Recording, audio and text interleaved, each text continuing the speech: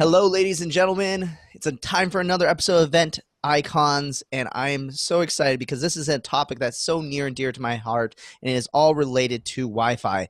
We all know that back in the day, there was hotel restrictions saying if you don't use the in-house Wi-Fi, in-house AV company, we're going to charge you a $30,000, fee or whatever it is. And now, everyone learned that that's not okay. But the new one is if you don't use in-house AV, well, have fun paying $30,000 for Wi-Fi. And that is what we're here to avoid. So I brought together two amazing experts who I'm going to introduce right after the intro. So let's jump right on into this week's Event Icons. It's Wednesday at 5 p.m. Eastern, so you know what that means. It's time for another episode of #EventIcons. Presented by Endless Events. The show where you get to ask the icons of the events industry anything. Use the question panel on the webinar to submit your questions. Or you can hop on Twitter. Submit your questions with #EventIcons. We'll be answering your questions live during the entire show. Before we get started, the more people we have watching, the better conversation we can have. So please help share #EventIcons on Twitter and Facebook. Just tell your friends to watch at www.event-icons.com. Now, without any further delay, this is #EventIcons. So like I said, we are joined today by two amazing icons of the events industry. I love these guys because we did a webinar with not Matt, but we joined your colleague from Glisser. But Ian has done a webinar with me as well. This guy knows so much about Wi-Fi. Gosh, I have to introduce these guys because they just know so much and there's so much to talk about. Let's start off with Ian. Ian Framson is the co-founder of Trade Show Internet. If you've never heard of Trade Show Internet, basically they can bring Wi-Fi almost anywhere in the entire world. And if you talk to Ian about some of the crazy stories of Wi-Fi on beaches, all those things like that, they've done some wild stuff before. But this guy is awesome. I've used their solutions before. They are fantastic. And whenever you are looking to get internet somewhere, Trade Show Internet, go check them out. They're awesome. Ian, you are the master of Wi-Fi. Thank you so much for joining us today. Thank you for having me. So happy to have you. So happy to have you. Also joining us today is Matt King. Matt is the in-house expert when it comes to Wi-Fi at Glisser. If you haven't heard of Glisser, we've had tons of people from their team, including their founder, on the show as well. So you can go back and check out those episodes. We'll link them in the description down below on the episodes on Glisser. But Matt, as obviously in event technology, we are always constantly having to rely on Wi-Fi if you are implementing a audience response system or a social media wall and things like that. So naturally, you guys needed to bring an in-house expert when it comes to making sure you guys have good internet. So Matt understands it really well, and Glisser has a huge initiative to educate more people on Wi-Fi as well. So really, really happy to have you here today, Matt King. Thank you. Thank you. Also more formally known as Matthew King. So, all right, I want to jump into this, give you guys a chance to introduce yourselves, and then I want to start diving into all the basics when it comes to Wi-Fi because this stuff's really confusing. There's a lot of terms that get thrown around. So let's start off with introducing each other, yourselves. Not each other. I'm losing my mind. This is why I shouldn't be hosting this show anymore. Three years of doing this, I'm going crazy. Ian, why don't you give us a little backstory into how Trade Show Internet got started, how you ended up getting into this wild world of events, and now into the wild worlds of event Wi-Fi. How much time do I have? 5 seconds, 4 seconds, 3 seconds. I'm just kidding. So I was an exhibitor from 2005 to 2008 with a web-based product. And every time we went to a hotel or convention center, it was either too expensive, unreliable, or both. And in my role as salesperson and event coordinator, I experienced the frustrations firsthand of unreliable and overpriced internet at venues. The company that I was working for was kind of ran out of funding and hit the skids along with the recession with many other tech companies at the time. And I spun out of that and co-founded Trade Show Internet with my colleague Seth. And we set out to solve some of the challenges that I experienced firsthand as an exhibitor. The first product that we came out with in 2009 was a 3G rentable hotspot. And we started marketing that to exhibitors at trade shows, got some traction with that. In 2012, we launched our enterprise Wi-Fi division, which is Wi-Fi for events with 500 attendees up to tens of thousands. And we've done over 6,000 events in the last 10 years. Our enterprise division is now significantly larger than our hotspot rental division, although we still have both divisions within the company. And we are exclusively focused on providing and improving connectivity within all different types of events, not just trade shows. I know our name kind of boxes us in, but we do everything from hackathons to the largest esports competition in the world called Valve Dota 2 International. We do traditional conferences in hotels and convention centers. We do experiential marketing events. We're the largest outdoor Wi-Fi provider for Comic-Con. We had 13 different activations last year at Comic-Con. We were down in San Diego for 3 weeks. We do a lot of different things and touch a lot of different parts of the event marketplace. And I'm really excited today to share our passion about improving event Wi-Fi with the audience. I love it. Awesome. Well, I think you pretty much established yourself as a Wi-Fi expert for sure. I see now you guys know why I brought him on the show. All right, Matthew, you want to give a chance? Matt, I'm gonna It's keep all switching good. Either works. Matt, if you want to explain a little bit of the backstory, what got you involved with Glisser and what kind of got you interested in event Wi-Fi? Okay, so I've had a very roundabout experience through the event industry, but I grew up in it. My father runs an audiovisual rental and production company. As soon as I was able to basically hold and flip chart and not hit a wall, I was carrying them through convention centers. And so I actually started way back in the day working on LAN networks for small training for them, even when I was like in middle school and high school. And then long time out of the AV industry, I got back into it after he had a heart attack a few years ago and helped him rebuild his business. But a lot of his stuff had pivoted to streaming, all sorts of different complications that really needed dedicated bandwidth for our clients. And across the board, nobody was having an easy go about it.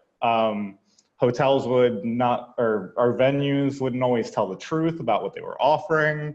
What they were offering might not be actually given out to them correctly. And working with family was hard, which is why I'm no longer there. And I moved on to Glisser.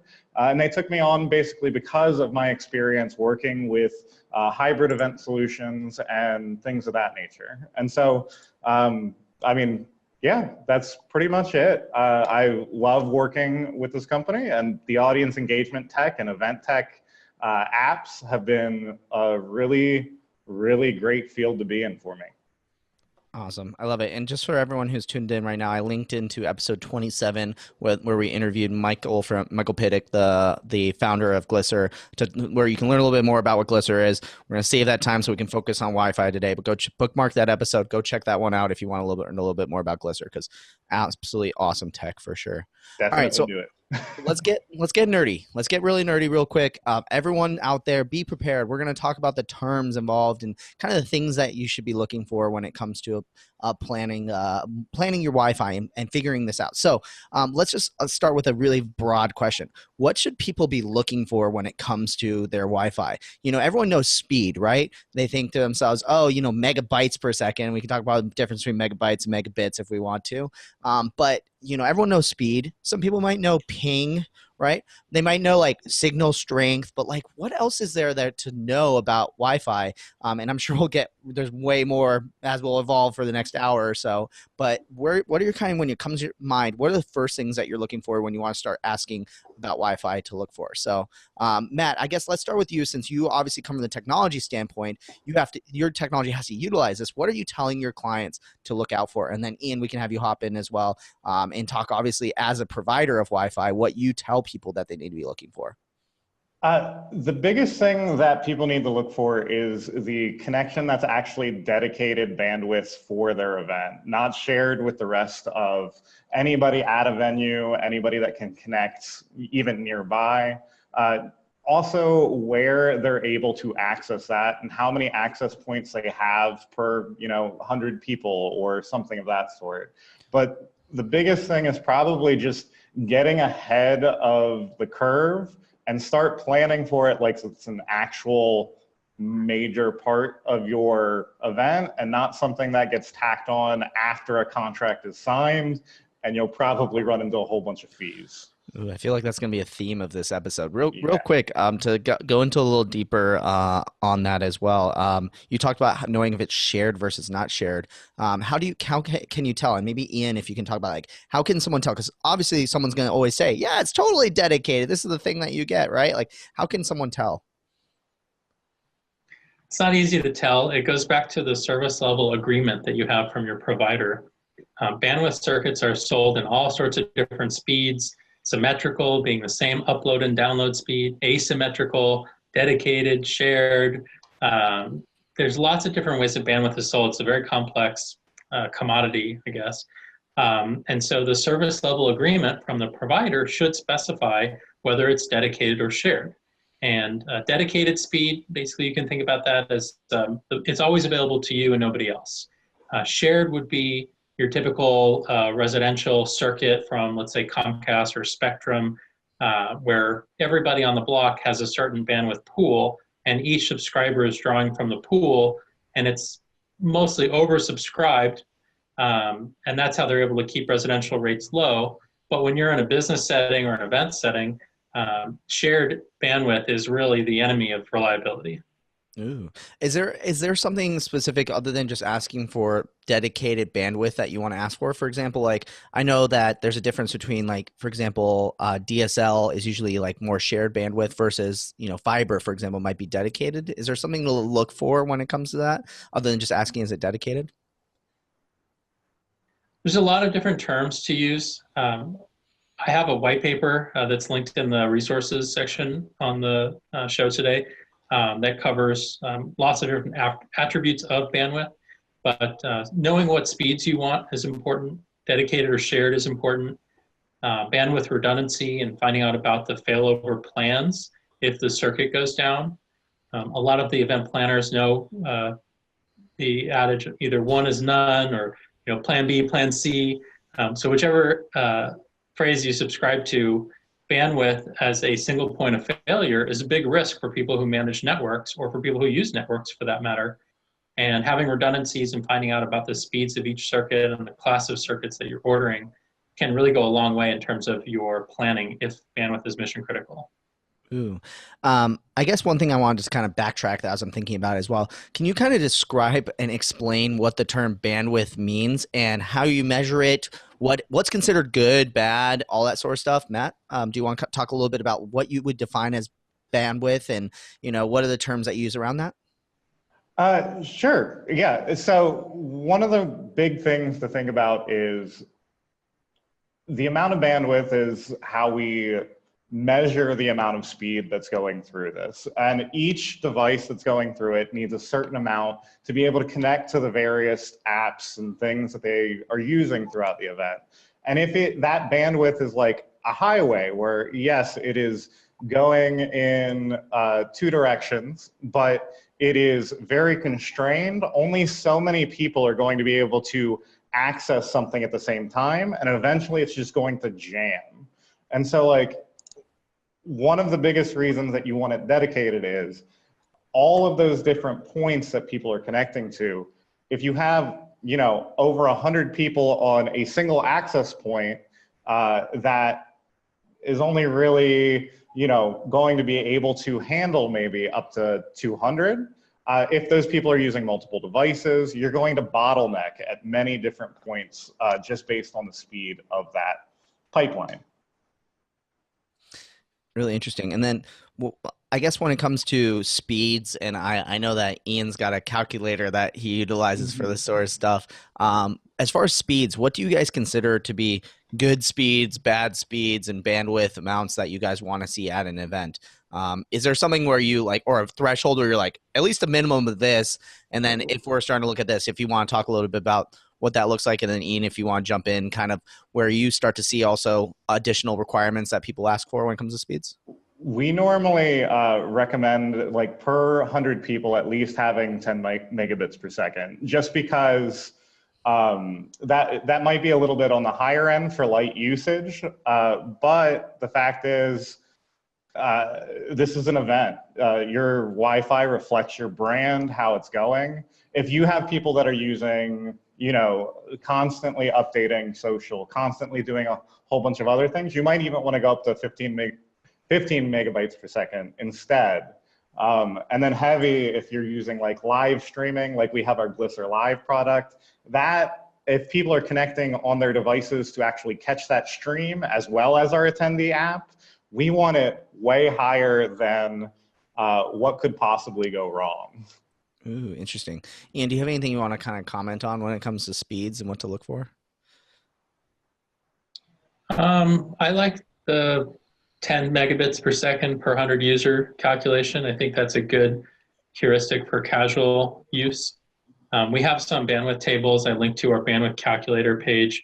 It's kind of erroneously named, but it's we have tables on our site under resources. It's a free tool that we recommend for social casual use, 10 megabits for every 100 users or 100 megabits for every 1,000.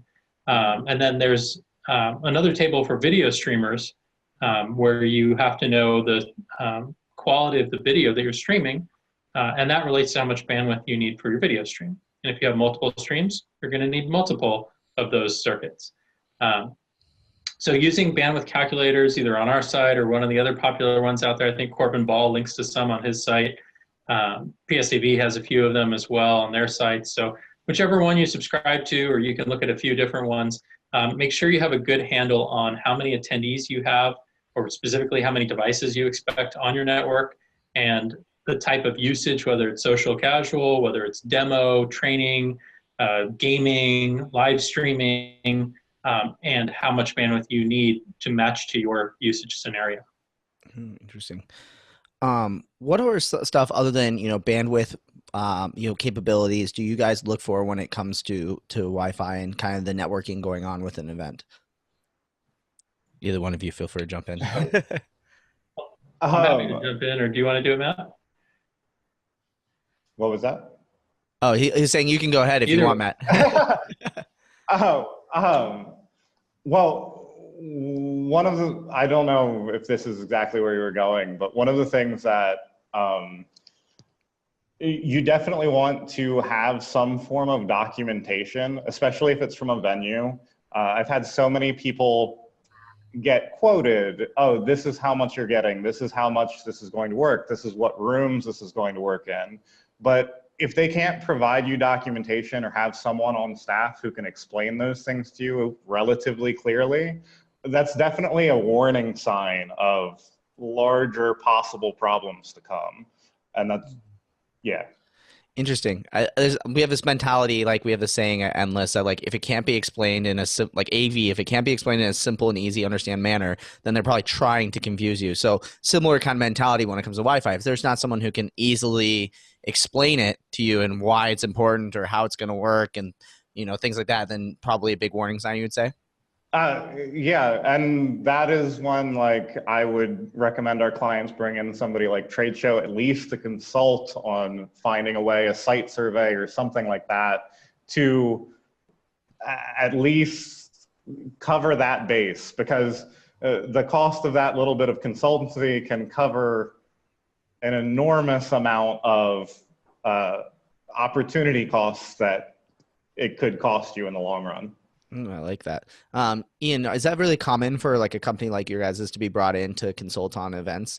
Or is it, something, for example, I've heard people also say like bringing in their own like freelance IT person. What's kind of your thought process on there to have someone to kind of consult? Because this is confusing, right? Like we're not all network engineers. I'm not a network engineer, but yet like I would probably need to bring someone in who understands it. What's kind of your thought process as far as how to tackle that? It's definitely a new role, the IT consultant. We do serve as IT consultant for a few association planner clients of ours who, they've already signed exclusivity. They can't bring us in to deploy the network at their hotel or convention center, but they do want someone to hold their vendor accountable and compare their needs to the vendor's promises and their scope of work and make sure it's appropriate on the day of the event, to make sure that the speeds are accurate and what's been quoted and promised, that the number of Ethernet drops that they've ordered have actually been delivered and so forth. So this like IT accountability consultant role is one that we play. There are other folks out there that do this as well. I think if you don't have someone on your team that speaks the technical language, it's always a good idea to have a consultant. As Matt said, a few $1,000s well spent if you're spending tens or in some cases hundreds of thousands with your venue's IT service, just to be able to hold them accountable and make sure there aren't any gotchas or any tricks that they're trying to play, or just to review the budget and make sure that the budget is realistic for today's market environment. Ooh, that's important. I think one quick question I have for you guys is, out of curiosity, what do you guys look for when you're looking for that person to kind of get involved, or a company?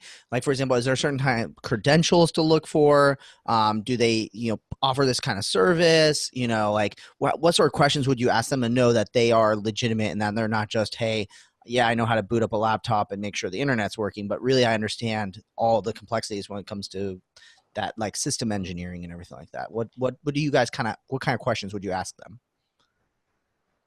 I mean, if they project manage other network deployments for comparable events, if they have references of other events where they've served in a similar capacity, what type of Wi-Fi analytics software are they using, or how are they measuring network performance? Is there a report that gets produced, or what type of data is produced and shared with the client?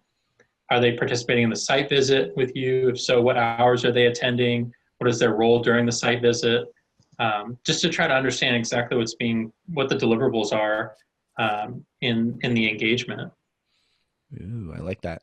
Matt, do you have anything you want to add to that? I'd pretty much go with what he said there. As far as I've referred other people as well. Like I've referred Trade Show Network to some people, but I normally look at the scale of things that they've done in the past and whether or not that it seems like they have a history and they're active in finding new solutions and growing their own solutions. Ooh, I like that. You almost want them to be a little bit self-sufficient on their end too, because last thing you want is for them to keep coming back to you. Oh, hey, this is what's going on. Then, okay, can you just solve this?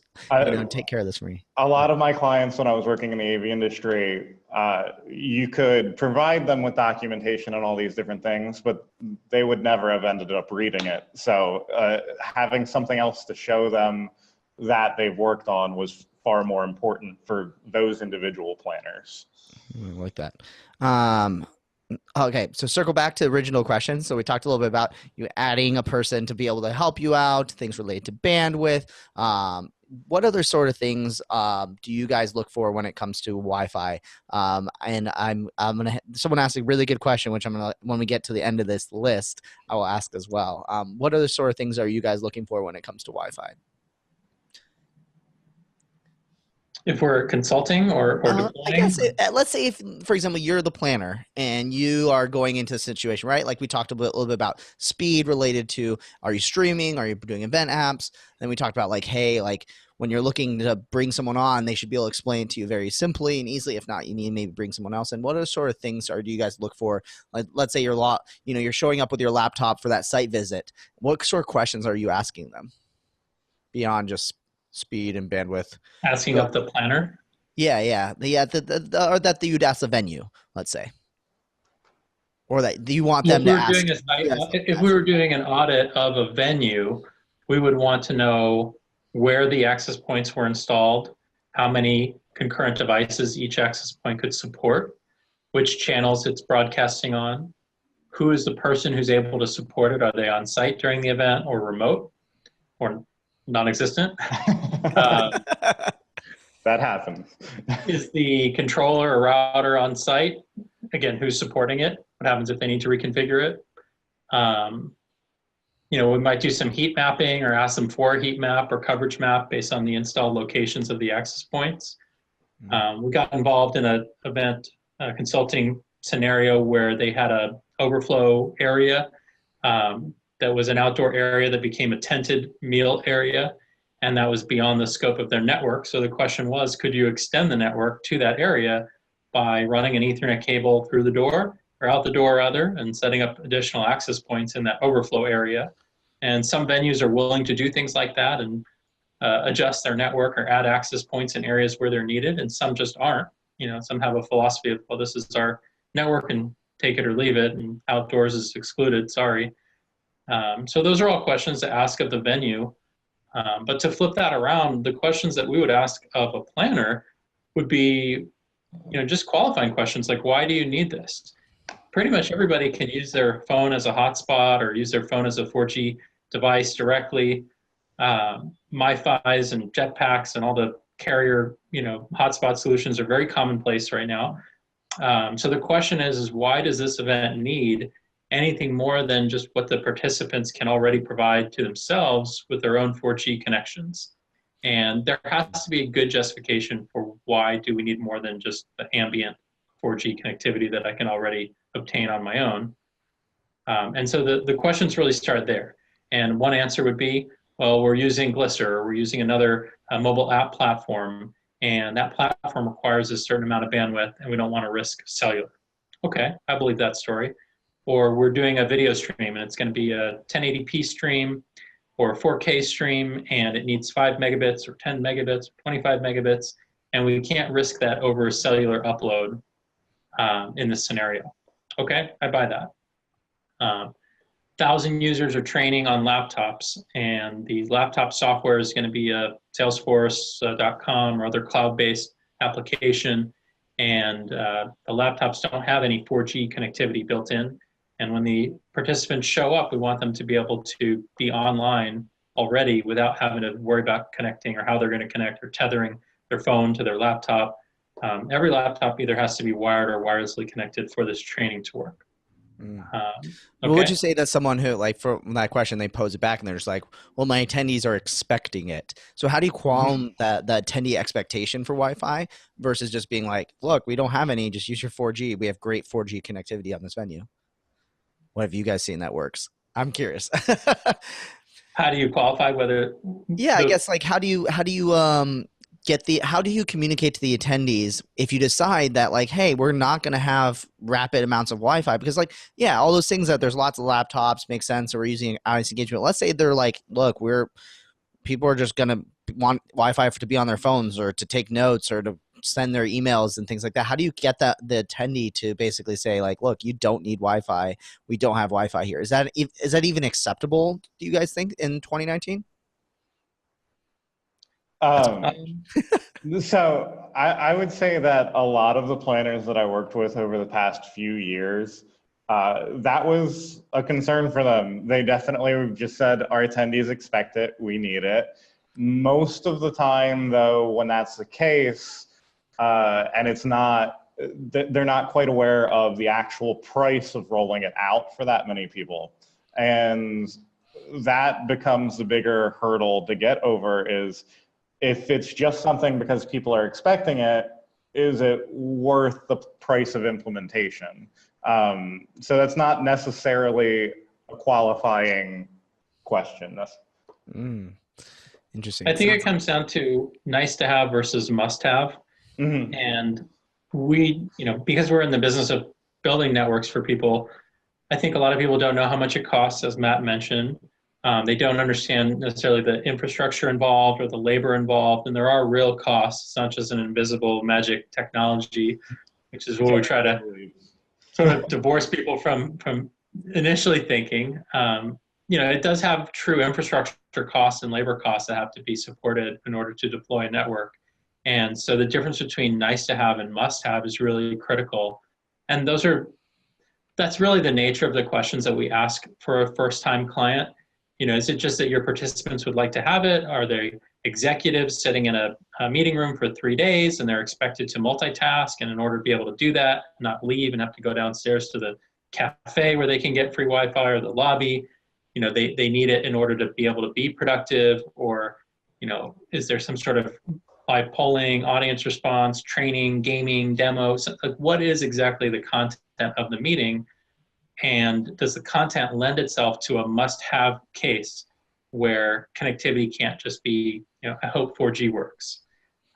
If those answers come back as must-haves, and there's a lot of tech and the people need to be productive and they're multitasking, depending on the nature of those answers, also depending on the mix of whether the participants are from the US with US cell phone carriers or whether they're international, attendees and also the device mix. All of those can drive the budget and the nice to have versus must have continuum. Ooh, interesting. I think something we talked about in the webinar that we did a couple months ago as well was that the thing that I think that you should do as well as you're starting to discuss that as well is look at, I think we kind of hinted around this, is look at the 4G coverage of the venue as well. So for example, if the coverage is really poor and people can't get on their phones, like almost similar to if you have a lot of international audience who are not going to have local SIM cards, are people even able to get on their phones? Because if it's a black hole, then it's a must. The nice to have becomes a must have, right? So that's something I think that was really cool to point out. I think it's in your guys' Glisser Wi-Fi guide as well as like when you guys are comparing venues across the UK, you also tested 4G reliability, which is really cool. We don't recommend, especially when it's such a large portion and like a cornerstone of your event, to rely just on that. But the fact is, when there is a good 4G connection, even if you do that, it is giving you a little bit more leeway with that Wi-Fi as well, with people getting connected, because a lot of people will just connect via their 4G connection if it's good enough. Totally. So I want to jump into another like kind of thing for people to check off, and I think it's coming as a question from everybody, and then I think I'll ask the audience question that's kind of burning in the chat right now. Is that related to security? Obviously, security is huge. Me and Brant talk relentlessly about how Wi-Fi needs to be secure. What sort of questions should you be asking your Wi-Fi provider when it comes to security to make sure that you are not going to have a dangerous situation going on? And I think we've either already done an episode on cybersecurity. I think we already have, or it's coming up. If not, like if we've already done it, I'll put it in the chat right now. But what's your guys' thought process when it comes to cybersecurity and making sure the Wi-Fi is secure in 2019? To fit this into a talking point for a chat like this, I would say make sure your network is encrypted, make sure it's password protected. None of the data should be flowing out over an unencrypted network. If your operator is actively managing your network, they should notice people who are abusing it, whether for nefarious means or just to use it for streaming copyright protected content or something like that. So you want your network operator to be aware of how it's being used and to be able to take proactive action against people who might be abusing the network, whether that means restricting the amount of bandwidth that a user can have to preserve the bandwidth for everyone, or maybe blocking certain websites or ports or applications that you don't want to be used. As a network operator, we get a certain number of takedown notices each year from our ISPs. And a takedown notice is basically, let's just say a user is streaming a bootleg copy of a movie, and the studio or recording industry association flags that as illegal activity. We will get a takedown notice, and we'll have to boot that user off the network, or at least block that activity. That's one example. Another example would be the gaming tournament that I mentioned that we run the network for. They had a situation where they published their IP address. One of the members of the press inadvertently published the IP address, static public IP, for the network, and all of the hacker gamer types at home decided they were going to stage a distributed denial of service or DDoS attack against the network to try to derail the tournament. From that lesson, we have now separated the gameplay traffic on a private IP from the press and guest networks, which are on a different IP, and we keep that traffic physically and logically separated so that we don't suffer that type of attack again. So there's a lot of kind of nuance to network design and deployment strategies that a proactive network operator will take. Without going really, really deep, I mean, I think just asking for password protection, asking for active network monitoring, and quality of service, those are the buzzwords I would ask for from your network operator. That's awesome. By the way, episode 131 was the cybersecurity episode that we definitely already did. Matt, do you have anything you want to add when it comes to what you think people need to do to make sure their Wi-Fi is secure? Not a whole lot. One thing I have come across is, you have tiered access at some larger events where you can throttle attendees' Wi-Fi if it's going over a certain amount, whereas your trade show and presenters could be on a separate thing, which is, he went into that basically. But that is something that, especially if you have trade show vendors, they're going to need a separate set, and they might have very dedicated things that they need that for. And so you wouldn't be able to necessarily throttle them, as opposed to attendees. You could see, oh, that person's, or they're obviously going over in a way that they shouldn't be. Just to add to that, Wi-Fi inherently has to flow through the air. So anytime you're pushing data through the air as a medium, anyone who's within that airspace, there are, unfortunately, packet sniffing technologies and ways to intercept this traffic that's traveling through the air on the radio frequency. The most secure way to pass traffic is on a wired connection. And so I think you'll see when you have, for example, video streaming, the video production team always asks for multiple wired Ethernet drops, because that's the safest, most secure way to pass traffic over the network is on a wired connection. It's just not subject to the same types of collisions when you're passing electrons over a wire versus packets in the air. So as far as convenience, Wi-Fi is obviously more convenient. You can move around on your device throughout the event space and stay connected, but securely connecting wired connections are the way to go. And I'm sure it also helps a ton with reliability as well. When you're doing a wired connection, obviously, yeah, like you said, there's not only can it be not interfered as easily unless someone comes over with like big wire cutter and snips it in half, but it makes it a little bit more reliable. As the AV company, I know we always ask for wired, right? I've totally had the door slammed on a wire and snapped. Oh my gosh, it's the worst. The worst, absolutely. What do you guys think as far as when it comes to reliability? If there's anything in addition that people should be kind of looking out for? We talked a little bit about, like, for example, access points placement, for example, where the actual physical broadcasting center of the wireless signal is coming from. But is there anything else as far as like reliability that people should be looking for? Certain types of technologies. You talked a little bit about the heat maps. What do you guys kind of do to make sure that the Wi-Fi is reliable, and how can someone even know if it's reliable going into an event? So I'll jump in here, Matt, if you're okay with that. Yep. The two biggest lessons for us, having planned lots of networks for events, one is plan in advance. When you're up against the wall and you have an hour to deploy before your keynote, you're in a blind panic. No matter how calm you are, you're in a panic. And you don't want to be in a panic for events. You want to plan in advance. So starting early is step number one. Step number two is redundancy planning. And again, you have to be able to start early enough to have the luxury of having redundancy planning. But for network deployers, redundancy planning could involve things like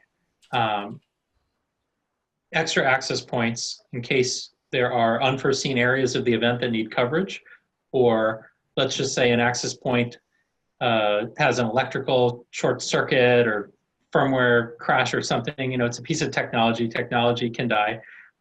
So bringing extra access points and having those ready to deploy should one go down is important.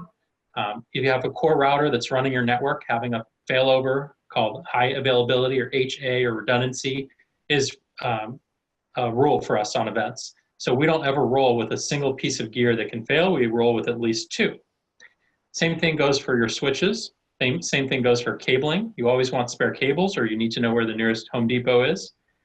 If you have one network engineer on a project, what happens if he or she gets sick? Who's your backup person? Is the event just dead in the water, or do you have a backup plan?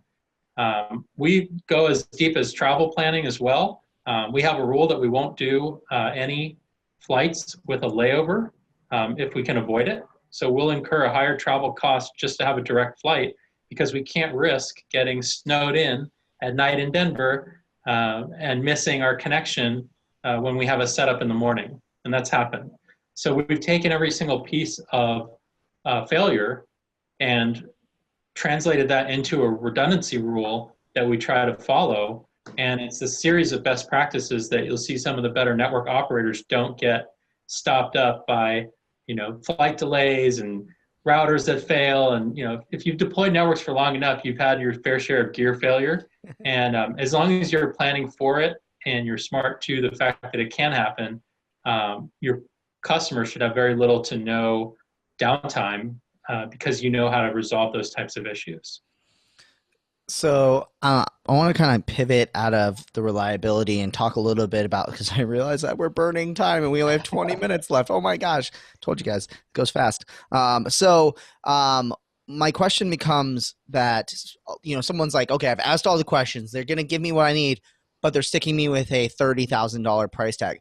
We hinted at it a little bit earlier. So what can someone do to avoid these massive price tags that venues and basically venues pretty much are charging for Wi-Fi, because they know that, hey, this is a pricey commodity. Matt, you kind of alluded to this a little bit earlier on, but like what are your kind of thought processes as far as when it comes to negotiating this stuff? The very basic level at the start is just convincing people that they need to plan for it before they sign a contract. But on the larger level of that surprise, like, it's not really a surprise because they probably signed something, but that $30,000 Wi-Fi fee at the last minute, there are a few steps that you can take to avoid that. The first is making sure that your contract doesn't have your AV, Wi-Fi, and everything bundled together. So that discount that they give you, if you go to a third-party vendor, and they used to do this to us in AV all the time, and if you go to a third party, all these other fees start adding up almost to double whatever it was that you were at originally. And so, I think I lost almost like $200,000 in AV business last year with King AV due to planners who were coming to us closer to the last minute, but they had already signed their venue contracts and they had gotten that clause, oh, we can use third-party AV, which is a lot easier to do now, but still a complication. But what they couldn't do was do that without a large amount of fees if they went with third-party Wi-Fi. And even by that time, it becomes more difficult to reach out to people like Trade Show Internet or third-party Wi-Fi suppliers to come in and bail them out or help us renegotiate that. And I know that a lot of times I've come into that conversation where a client has realized, oh my gosh, there is this massive fee. And I know me and Ian have had lots of conversations about this. So I really want to get Ian's opinion so he can share this with the rest of everyone as well, because I then have to say basically the same thing back to them. Ian, when I come to you and it's already signed in the contract and they're charging $30,000 for the Wi-Fi, or doing something like, hey, if you use us for AV, we'll give you the Wi-Fi for free. But if you don't, $30,000, like all those like bait and switch tactics. Yep. And they've already signed the contract. How much can Trade Show Internet do at that point when there's already a signed contract involved? If there's already a signed contract and there's an exclusive provider involved, or there's a bundled AV and internet charge, it's really hard to place the provider at the property with a third party. What we can do is identify or right size the scope of work that's needed or the scope of the network that's needed to the event's actual requirements. We can help call out areas of overcharging that are way beyond market rate for different services. If the wrong amount of bandwidth is specified, we can identify risks of either too low or too high. Too low would be you have a bandwidth crunch or a bottleneck. Too high would be you're just overpaying for excess bandwidth that you're not ever going to use. And we get calls both ways. We get people who say, well, we need a 10 meg circuit for 1,000 people. And I say, no, you don't. You need a 100 meg circuit. And then we also get calls from people who say, I must have 10 gigabits. And I say, really? Have you ever used 10 gigabits? No. But somebody told me I have to have a 10 gig line for my conference. And, we try to talk them off that ledge. So I think just right sizing the scope of work to the network that's being provided, making sure the quote has concrete promises, service level agreement, refund kicker in there if there's some sort of failure beyond a certain allowable amount of downtime, the appropriate amount of bandwidth.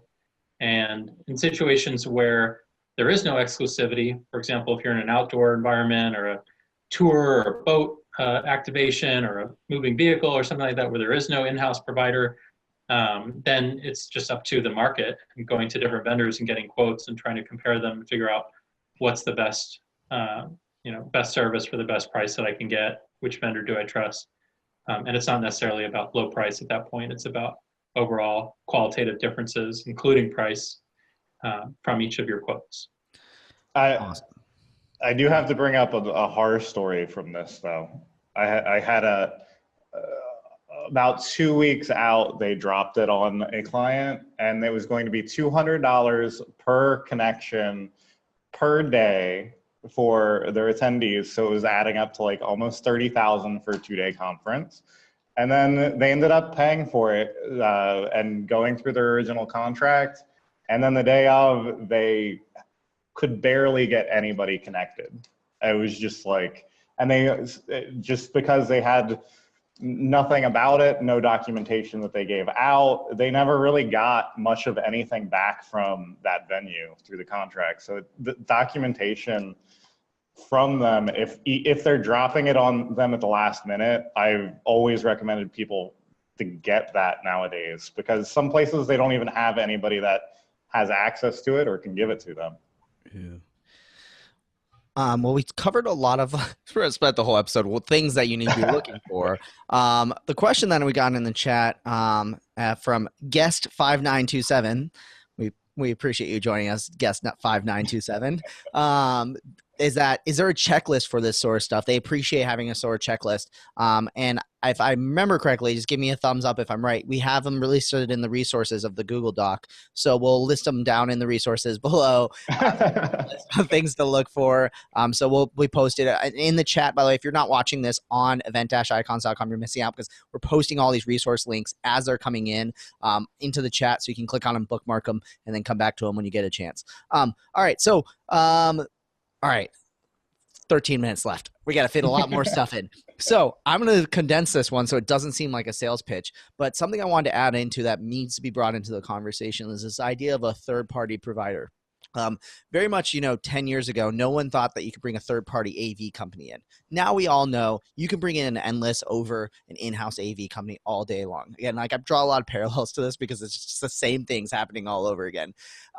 You can do the same thing with Wi-Fi. So as Ian kind of alluded to in the beginning, is that they can be brought in as a provider. I'm not going to full sales pitch you on all the different stuff they can do, but it's mind-blowing to me, who understands a lot about technology, what they can do. The big things, as we've hinted towards, are that you need to negotiate this stuff ahead of time before you sign the venue contract, because otherwise, if you are locked into something, Ian's company can only go so far. So what my recommendation to you is, if you want to get out of this, is obviously make sure you talk about it before you sign the contract. Choose venues based on who has flexibility, but then also talk to service providers. For example, your technology providers like Glisser, they're going to know what their requirements are for on the technological side and be able to point you in the right direction. Maybe a provider that might be able to service your event, or someone who can, get you that techie, geeky, nerdy side that we're all talking about right now. And then at the same time too, consult with different companies that are third-party Wi-Fi providers. Talk to your third-party AV company like Endless for example, ask around and say, hey, is there a way to do this before I pick my venue so I know what to do? And they would be happy to help. I just wanted to condense that down because we could probably talk about that for 30 minutes on its own, but I wanted to just kind of shove it in there. And I'm not like paid by anybody to say that. I just want to make sure that everyone knows. I linked to it in the chat, but I did a whiteboard video, where I explained some of these concepts as well in that whiteboard video. So go check that out as well. But highly recommend talk to Ian and Matt before you sign your venue contract. So then that way they can get you the good stuff that you need. All right. We got more questions coming in from the audience. So want to kind of jump into this. Okay. Let's say, for example, someone does want to bring in a third-party provider.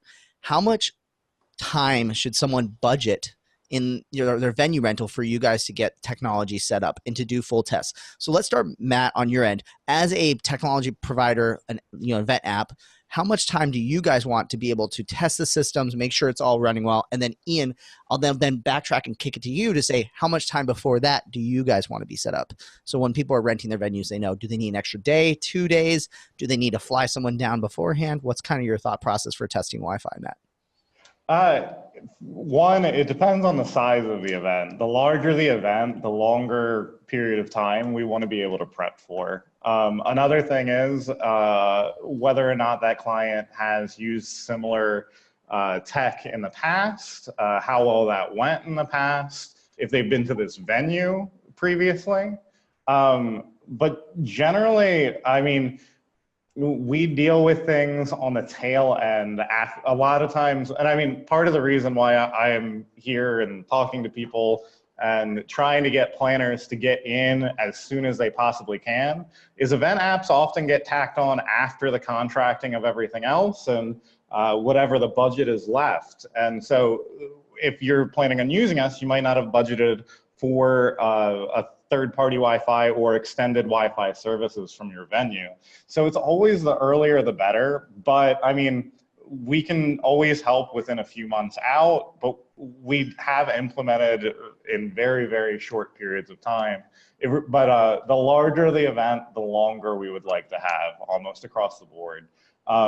We work a lot of times with the same clients over and over at multiple meetings. So after we get through that big hurdle of that first one, it becomes a lot easier to go through this process. But if we're brought on after everything's signed, even if I refer them to Ian or someone else, like you said, there's only so much that can be done.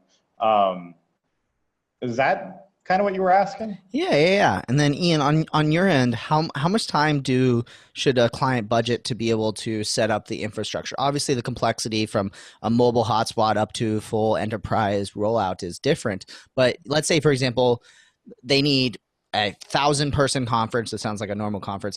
500,000 person conference, and they're doing beyond just the mobile hotspot, so you can plug in and have running up in a couple minutes. How much time do you guys need to set everything up? If it's beyond mobile hotspots that are kind of plug and play, we typically ask for somewhere between 1 and 2 days.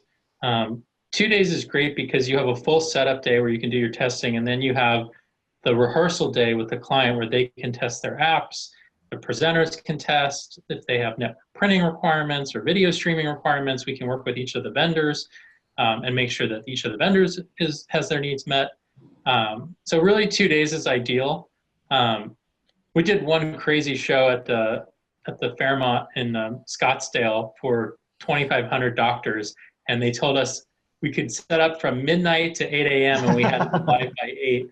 And I had a team of 4 guys running around like crazy trying to get it going all night long. I mean, that was just insanity. So Tight turnaround from time. that, we don't want to do that anymore. Pay for the extra day or extra 2 days for the meeting space. I get it. It costs money. You're not going to see the direct value, but all of your vendors are going to be much better prepared to have your event technology tested and live before doors open. So give us the day, 2 days if you can afford to do it or if the venue's available.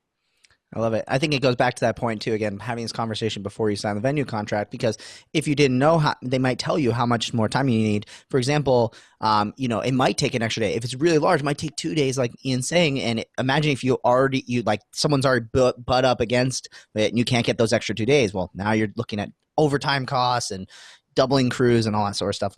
No bueno at all. All right. There's a lot of information that we've covered. I'm linking down below the full webinar that we've to add all the resources that we've talked about so far.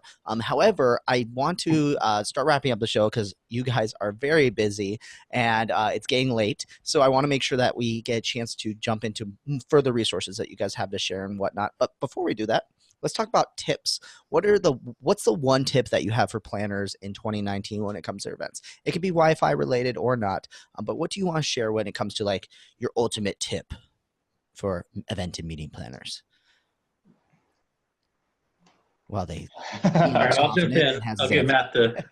Okay. You want to go? I would take this from some of my negative experiences that I've had in the AV industry, and that would be, you don't want to have those negative experiences even if things go wrong. You want to be able to treat your service providers and people like people, and you're going to get better service and you're going to get a whole lot more out of it in the long run. And especially in the events industry, we all get into a rush of this has to happen right now. But I mean, that's basically my tip for every year, not just 2019. Awesome. Ian, what about you? What's your one tip? I like that one, treating people nicely. But since Matt, Be really nice. Don't be a jerk. negotiate your rights explicitly in the contract. And whether you're talking about contracts with venues or contracts with providers, or a ticket that you're selling to an attendee, that's a form of a contract, be explicit. If you expect a certain speed of bandwidth or a certain number of support staff members working certain hours, be explicit. Negotiate for it up front. There should be no assumptions. You shouldn't expect people to work 24 hours a day because of your failure to plan. We will sometimes if we have to. But just negotiate contracts with foresight, with intention, with explicit requirements. And if you expect the right to be able to bring in your own AV provider or internet provider, or at least the option to be able to, it's not enough that a contract has no exclusivity clause. It must be explicitly negotiated that there is no exclusivity. Client reserves the right to do X, Y, and Z. Venue may not charge corkage fees for X, Y, and Z. There is to be no bundling of the following services. Just do the research. You can copy and paste the negotiating points out of our white papers that are published in the show notes today, or downloadable off of our website. There's plenty of, Brant Kruger has great advice. Corbin Ball has great advice. There's a lot of thought leaders, including yourself, Will, that have great advice. So just copy and paste the best negotiating clauses and terms you can find out there and bring those to the table, and you will get what you want. Awesome. Wow, I wish I could just end the show on that note, but I want to do resources because you guys have mentioned so many different white papers, everything like that. I'm looking at the Google Doc as we've been writing down all the different things you guys have mentioned. But in addition to the stuff that you guys have mentioned now, are there any specific resources that you want to share? And we'll make sure that we link down below. And I'm typing furiously behind you guys. Matt, you want to kind of kick it off on your end? I know down below we've got the Glisser blog. It covers a whole lot of things, not just about attendee engagement, which is what our app does. I just put a blog out about basically not believing the idea of complimentary Wi-Fi, which I still have planners that believe on that. And then we have a number of other things about event planning, getting people engaged at events. Also, I would like to just shout out to Ian and Trade Show Internet's white papers and their consumer rights page on their website. Both of those are really great.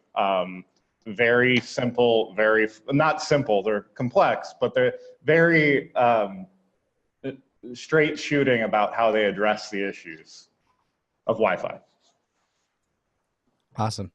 With that being said, Ian, do you have any ones that you want to specifically talk about or share? I know you mentioned a little bit about different white papers and whatnot, but any specific ones that you recommend people check out? We spent a lot of time, probably hundreds of hours, researching the content for the white papers, fighting the biggest consumer rights battle with the FCC to pave the way for people to be able to use and deploy their own Wi-Fi on private property without getting shut down. So there's a lot of really good content that we tried to consolidate into, as Matt said, our blog, our 2 white papers, which are free to download either on our website or in the show notes. The bandwidth calculators on there. We've got the FCC rights, consumer rights. It's a web page, also a PDF that you can download if you need to use it as ammo. There's a lot of good vendors out there with really good content now. I don't want to just plug our own content. So, some of our competitors have bandwidth calculators out there. If you Google bandwidth calculator for events, there's a number of them. Corbin Ball, I've mentioned his name a number of times, but he's just got a tech newsletter that everybody should sign up for.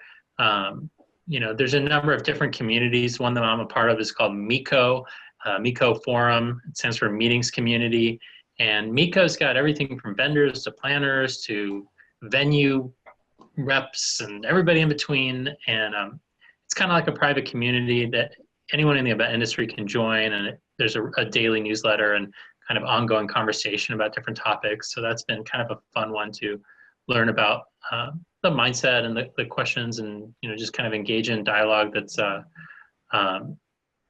not necessarily public, but incredibly informative and really nice to be part of a community. There's a number of LinkedIn groups as well that I'm a part of, including Event Peeps and the alphabet soup of IAE and PCMA and ILETA and all.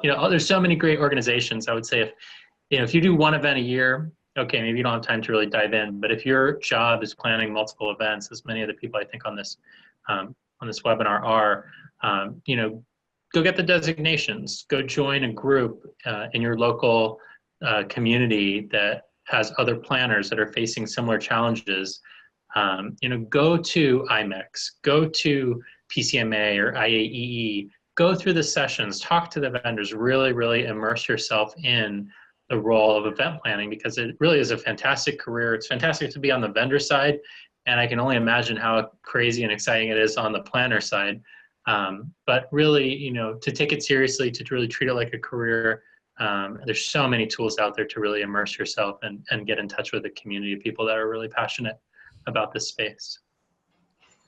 Awesome. I posted all those links in the chat, everyone. So go head over to event-icons.com, go click all those links and check them all out. I even caught all the LinkedIn groups.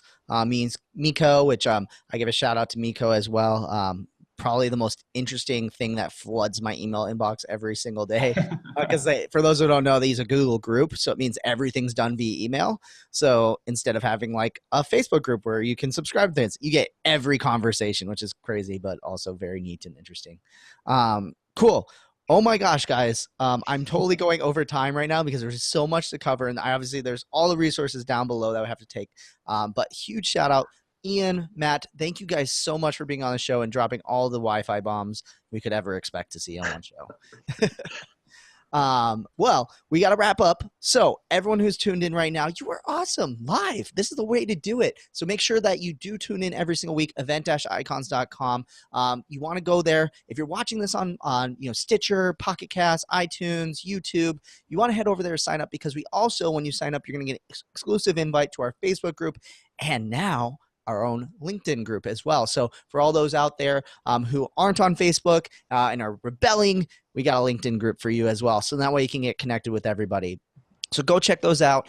Find us wherever you are. You know what to do. We got so many episodes of content. I think every single time we do more of these episodes, we realize we end up linking back to just as many episodes that we've had. This episode, 4 or 5 episodes linked back to previous topics. If you want to go into cybersecurity, Wi-Fi, technologies like Glisser, all there as well. So thank you guys so much, everyone, for tuning in. Thank you to our guests, Ian and Matt, and thank you, our awesome icons who are watching today and joining us in chat. We can't wait to see you guys next week on Event Icons. We will catch you again, 5 p.m. Eastern next week. I'm going to stop talking. See you guys all later.